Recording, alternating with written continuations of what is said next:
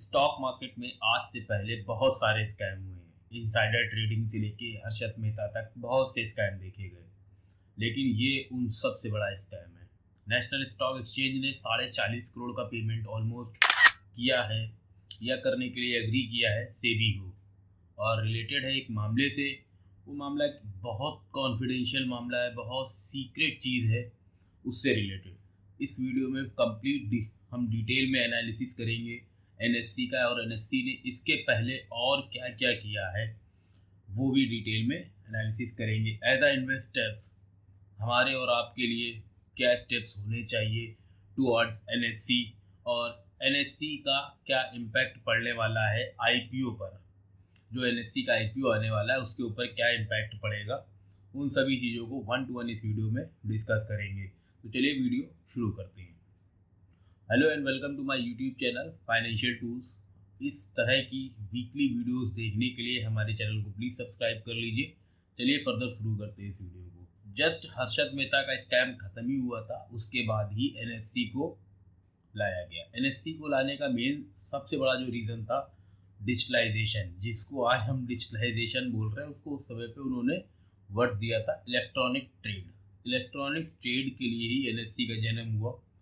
1992 scam के just बाद ही ये एनएससी को लाया गया। एनएससी को रेगुलेट करने के लिए भी सेबी के अंदर में रखा गया, लेकिन उसके कुछ ही वक्त के बाद एनएससी प्लानिंग शुरू करता है आईपीओ लाने की।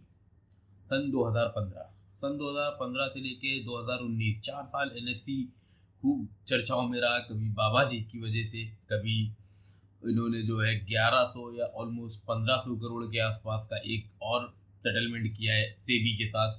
सेबी की इमेज भी क्वेश्चनेबल है। जब से एनएससी को लाया है उसके बाद से एनएससी हर थोड़े थोड़े रेगुलर इंटरवल्स पे कुछ ना कुछ एक बड़े स्कैम्स करता रहता है। इसको स्कैम ही कहेंगे क्योंकि ये डायरेक्टली कनेक्टेड है हमारे और आपके पैसों से। इसके पहले जो मामला हुआ था 2015 से 2019 के बीच में, को लोकेशन का मैटर। आप लोग अगर इसके बारे में नहीं जानते तो मैं वो भी बता देता हूँ। को लोकेशन ऐसा है जहाँ पे एनएससी का सर्वर है, उसके ठीक बगल में उन्होंने अपने कुछ चुनिंदा ब्रोकर्स को बैठा दिया, जहाँ से उनको डायरेक्टली एक एक्सेस मिलता था एनएससी के सर्वर का, जिससे वो फास्ट ट्रेडिंग कर सकते थे। उस समय पे ऑलमोस्ट 1400 करोड़ के आसपास का एक सेबी ने इनको अल्टीमेटम दिया, या यूँ कहें एक बिल क्रिएट कर लिया, यूँ कहें कि इनके ऊपर पेनल्टी लगा दी। बिल मैं कहूँगा इसलिए क्योंकि सेबी लगातार जब से को लोकेशन वाला मैटर हुआ था तब से हर रेगुलर इंटरवल्स पर एनएससी के ऊपर चार्जेस लगाता है, या यूं कहूँ उनको बिल्स देता है, और वो उसके बदले में उसको पेमेंट कर देते हैं। और वो पेमेंट एक्सेप्ट होने के बाद एनएससी जैसे काम कर रहा था वैसे आज भी काम करता रहता है। लोकेशन की वजह से इनसाइडर ट्रेडिंग होने लगी। जो डिटेल्स हमारे और आपको, प्राइस का वॉल्यूम जो होता है वो हमारे आप तक पहुंचने से पहले उन इनसाइडर ट्रेडर्स को पहुंच रहा था, वह जो उन लोगों के पास पहुंच रहा था जो इस लोकेशन के नियरेस्ट थे। उसमें बहुत से लोगों के नाम भी आए। एक बाबा जी थे हिमालय वाले, उनका भी नाम आया। एक तो मेल आईडी को लेकर के सीईओ साहब का मैं इस वीडियो में नाम नहीं लूँगा, स्क्रीनशॉट सब पे चिपका दे रहा हूँ, आप लोग गो थ्रू कर लीजिएगा न्यूज़ के। तो उसके बाद से फिर कंटिन्यूसली सारी चीज़ें चलती रहीं। सेबी के एक टाइटनेस के बाद जो एक सपना था एनएससी का आईपीओ लाने का, 2015 के बाद से ऑलमोस्ट वो डब्बे में चला गया। एनएससी एक ऐसी स्क्रिप्ट है या एक ऐसा शेयर है जो आज की डेट में अभी लिस्टिंग के बावजूद ट्रेड कर रहा है। आपने आसपास अपने माहौल में भी देखा होगा, अगर आप इन्वेस्टर कम्युनिटी से हैं तो लोग आपको अक्सर मिलते होंगे कि आओ भाई मैं आपको एनएससी का शेयर दे देता हूँ। तो एनएससी अभी भी ट्रेड कर रहा है मार्केट में, मतलब विदाउट लिस्टिंग। लिस्ट अभी नहीं हुआ लेकिन उसकी ट्रेडिंग चालू है। अब आईपीओ आएगा, आईपीओ आने के बाद कितना शेयर वो काम का रहेगा पब्लिक के इंटरेस्ट के, या कितना वो जो है फेयर पॉलिसीज या फेयर बैलेंस शीट्स या फेयर सारे डॉक्यूमेंट्स सेबी को रिपोर्ट्स करेंगे, जब अभी से उनकी हरकतें ये थी।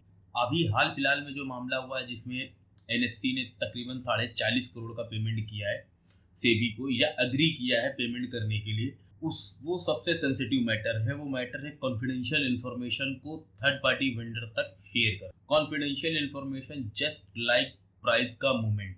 इस स्टॉक के प्राइस का मोमेंटम अपसाइड में कब होगा या डाउन साइड में क्या होगा, या इस पर्टिकुलर स्टॉक की बैलेंस शीट कैसी है, या इनका परफॉर्मेंस कैसा हो रहेगा, या इनकी जो लास्ट क्वार्टर की ग्रोथ रही है या उसकी उन्होंने जो रिपोर्ट्स करे हैं अपने बैलेंस शीट्स वो कैसे रहने वाली। ये थी एक कॉन्फिडेंशियल इन्फॉर्मेशन, इसी को कहते हैं इनसाइडर ट्रेडिंग, जो पहले के टाइम पे क्राइम थी और अभी के टाइम पे 40.5 करोड़ का मामला से।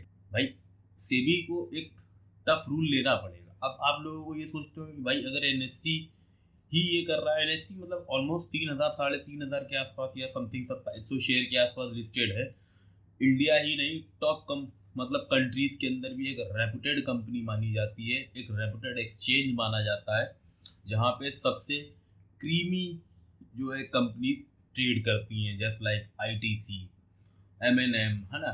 बहुत मतलब एक क्रीम प्रोफाइल में समझा जाता है एनएससी को, और एक मतलब बड़ा एक्सचेंज है ये, जहाँ पे सबसे ज़्यादा ट्रेड होता है, वहाँ पे इस तरह का हो रहा है। अब आप लोग को लगता है कि अगर एक्सचेंज में यही होगा तो क्या एक्सचेंज बंद किया जा सकता है?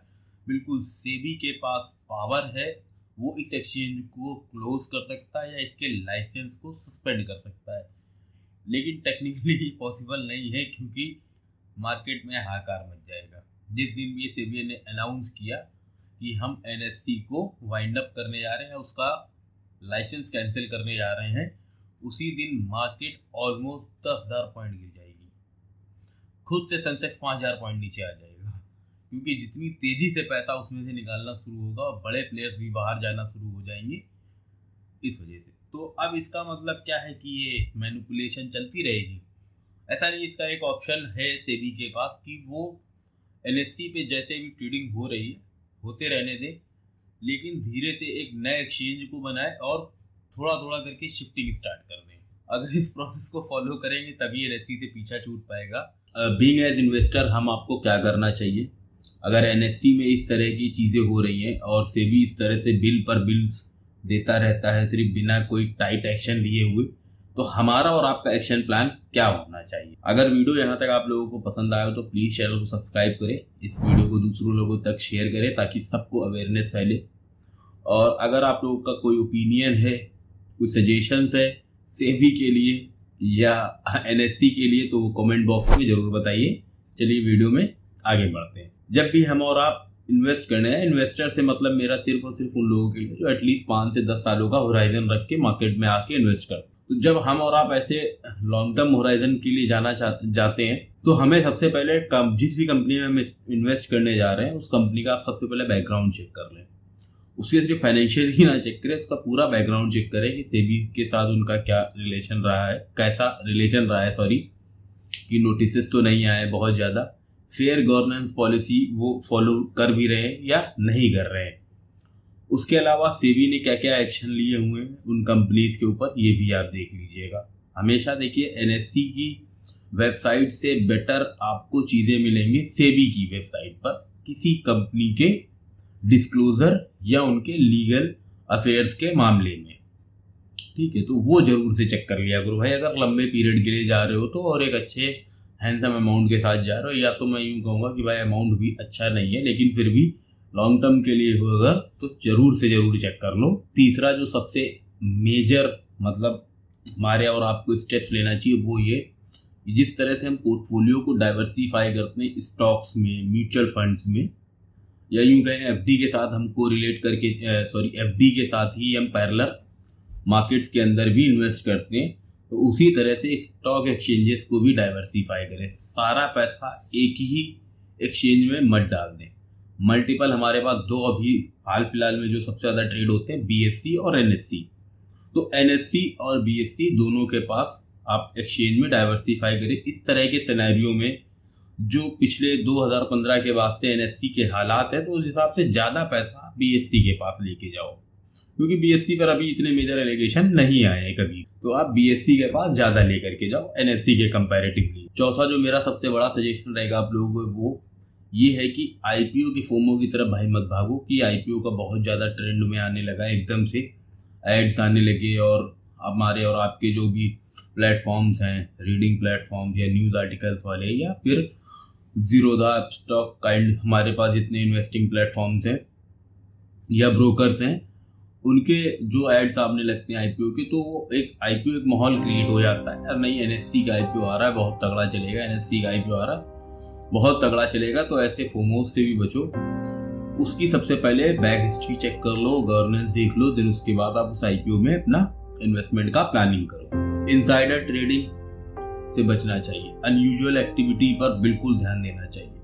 अगर आप किसी ऐसे स्टॉक को देख रहे हैं जो ऑलमोस्ट 10, 12, 15 रुपए के रेंज में पिछले 6-7 महीनों से लगातार चल रहा था, 10, 12, 15 के रेंज में, उसके बाद क्या होता है सडनली वो 100 से 150 रुपए के आसपास आ जाता है।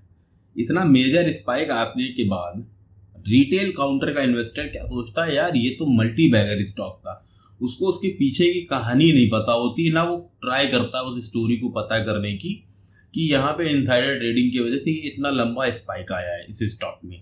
तो हमेशा अनयूजुअल एक्टिविटी को ट्रैक करने की कोशिश करो। सडन कोई स्पाइक दिखता है किसी स्टॉक में तो उसको अवॉइड करो और या उस पर रिसर्च करो, देन उसके बाद जाकर के उसमें इन्वेस्ट करने की कोशिश करो। हम और आप एक रिटेल इन्वेस्टर हैं, तो हमें आपको मतलब इमोशन के ऊपर तो बिल्कुल कंट्रोल रहना चाहिए। मतलब यूँ समझिए कि एनएससी जैसा प्लेटफॉर्म भी अगर गलती कर सकता है तो फिर हम अपने इमोशंस, लालच और ग्रीड में आकर के तो जरूर गलती कर देते हैं।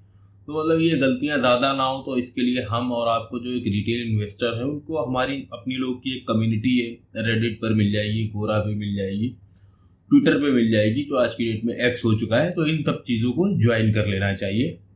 हमारे चैनल को भी ज्वाइन कर लीजिए सब्सक्राइब करके, यहाँ से भी आपको नॉलेज ही मिलेगी और नॉलेज में ज़रूर आप अपने इजाफा करते रहें, क्योंकि नॉलेज ही वो एक ऐसी चीज़ है जो आपके पैसे को स्कैम प्रूफ बना सकती है। अगर आपके पास नॉलेज नहीं है, चीज़ों की जानकारी नहीं है, तो आपका पैसा स्कैम के साथ में चला जाएगा। वीडियो के लास्ट में आप लोगों के लिए एक क्वेश्चन रहेगा, एनएससी का आईपीओ कब तक आएगा? एनएससी के आईपीओ में इन्वेस्टमेंट करना ठीक है या एनएससी के स्टॉक में इन्वेस्टमेंट करना फ्यूचर में ठीक रहेगा?